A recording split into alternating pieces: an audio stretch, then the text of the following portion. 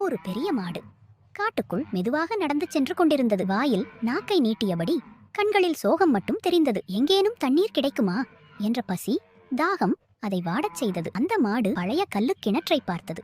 கண்களில் சிறிய நம்பிக்கை ஒளிர்ந்தது. இதிலாவது தண்ணீர் கிடைக்கும் என்று தலை குனிந்து பார்த்தது. ஆனால் அதே நம்பிக்கையே விபரீதமாக மாறிவிட்டது. சப்பாக் என்று சத்தமிட்டு அந்த மாடு நேரடியாக கிணற்றுக்குள் விழுந்தது. பயமும் உதவியில்லாமையும் அதன் முகத்தில் வெளிப்பட்டது.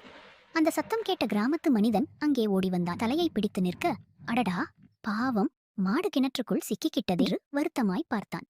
உடனே மீட்புக் குழுவை அழைத்தான். சில நிமிடங்களில் 3 முதல் 4 பேர் கயிறுகளுடன் ஓடி வந்தார்கள். மாட்டை காப்பாற்ற வேகமாக முயற்சி செய்தார்கள். அதிக கவலை நிறைந்த கண்களால் அந்த மாடு மேலே பார்த்து கொண்டிருந்தது. மீட்புக் குழு கயிறுகளை கட்டி மெதுவாக இழுத்தார்கள். மாடு முழுக்க நனைந்த உடலுடன் மூச்சை துடித்துக் கொண்டே மேலே வந்தது. மீட்புக் குழு நிம்மதியாக மூச்சு விட்டார்கள். ஆனால் சோகமே நிறைந்திருந்தது.